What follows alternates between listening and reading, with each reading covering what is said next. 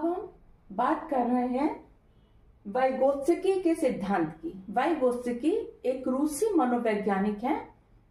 इनका कहना था कि सामाजिक संपर्क और सामाजिक अंतःक्रिया के द्वारा ही बालक का विकास होता है। तो यहाँ पर इन्होंने सामाजिक अंतःक्रिया को बहुत ज्यादा इंपॉर्टेंस दी है। इनका कहना था बच्चे बुनियादी मानसिक क्षमताओं के साथ पैदा होते हैं। ये क्षमताएं जीवन के पहले 2 वर्षों में विकसित होती हैं। जब बच्चे भाषा सीखते हैं तब वे सामाजिक संवाद में भाग लेने लगते हैं। इनका यह भी मानना था कि सामाजिक संपर्क और अंतःक्रिया के जरिए ही बच्चे ज्यादा सीखते हैं।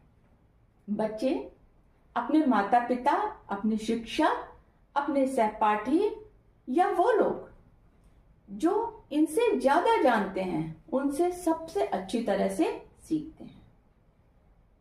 इसके साथ ही वाइगोत्स्की ने सहयोग के साथ समस्या समाधान पर बल दिया। इनके अनुसार जब हम सीखते हैं तब हम समाज को बालक से अलग नहीं कर सकते। बालक समाज में रह करके ही बोलना, उठना बैठना, समाज के तौर तरीके, सब कुछ वो समाज में रह करके ही सीख रहा है। अब यहां पर इनका जो सिद्धांत है वाइगोत्स्की का, इसमें इन्होंने कुछ बेसिक कंसेप्ट या जिनको कि हम अवधारणाएं कहते हैं उनके बारे में इन्होंने बताया है। सबसे पहली बात इन्होंने करी सामाजिक शिक्षा की। सामाजिक शिक्षा में इनका मानना था कि बच्चे दूसरों के साथ सामाजिक संपर्क के माध्यम से सबसे अच्छा सीखते हैं। कोई भी बच्चा शून्य में रहकर, वैक्यूम में रहकर नहीं सीख सकता जब तक कि वो और लोगों के संपर्क में नहीं आएगा। और जब वो समाज में रहते हैं, सीखते हैं, तभी वो अपनी क्षमता का पूर्ण रूप से विकास कर सकते हैं। वाइगोत्स्की ने एक कंसेप्ट दिया था जोन ऑफ प्रॉक्सिमल डेवलपमेंट, समीपस्थ विकास क्षेत्र।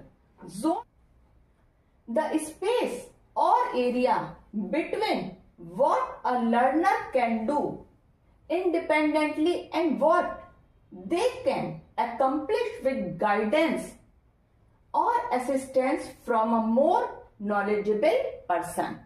तो इनका जो सिद्धांत था, एक बात इन्होंने बताई थी जोन ऑफ प्रॉक्सिमल डेवलपमेंट। इन्होंने कहा कि यह वो अंतर है जो एक बच्चा मदद से कर सकता है और वह स्वतंत्र रूप से क्या कर सकता है। इनका यह मानना था कि बच्चा मदद के साथ कार्य अच्छे से कर सकता है। जब उसको मदद मिलती है तब वो काम को बेहतर तरीके से कर सकता है। मतलब स्वतंत्र रूप से वो काम को कितना कर सकता है, और अगर उसको कोई गाइडेंस मिल रही है तब वो उसी काम को कितना बेहतर तरीके से कर सकता है। इसके बाद इन्होंने एक और कंसेप्ट दिया था more knowledgeable other. More knowledgeable other, यह एक ऐसी प्रक्रिया इन्होंने बताया कि ये एक ऐसी चीज है जिसमें एक अधिक जानकार व्यक्ति छात्र को उसकी ZPD में मदद करता है। ZPD में मदद करने से मतलब कि उसको छात्र से ज्यादा आता है, और जैसे जैसे छात्र में आत्मविश्वास बढ़ता जाता है वैसे वैसे वो व्यक्ति अपनी मदद कम करता चला जाता है। देखिए, 2 चीजें आपके सामने बता रही हूं। एक समीपस्थ विकास क्षेत्र, जोन ऑफ प्रॉक्सिमल डेवलपमेंट। दूसरी चीज बताई मोर नॉलेजेबल पर्सन। तो पहले में जोन ऑफ प्रॉक्सिमल डेवलपमेंट में बच्चा काम कर रहा है, लेकिन अगर एक ऐसा व्यक्ति जो उसकी थोड़ी थोड़ी धीरे धीरे मदद कर रहा है तो इससे बच्चे में धीरे धीरे आत्मविश्वास पैदा होता चला जाएगा, और जब बच्चा उस काम को अपने आप करने लगेगा तब ये जो मोर नॉलेजेबल पर्सन है ये धीरे धीरे अपनी मदद को कम करता चला जाएगा।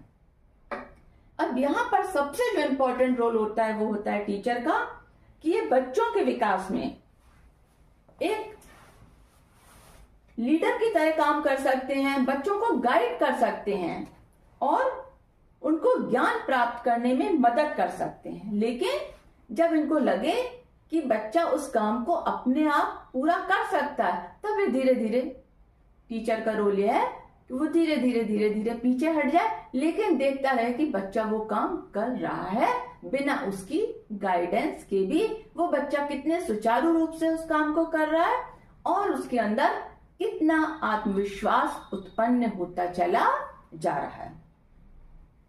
इनका यह मानना था कि सामाजिक और सांस्कृतिक वातावरण, ये दो बच्चे की सोच में बहुत महत्वपूर्ण भूमिका निभाते हैं, उसका सांस्कृतिक वातावरण और सामाजिक वातावरण।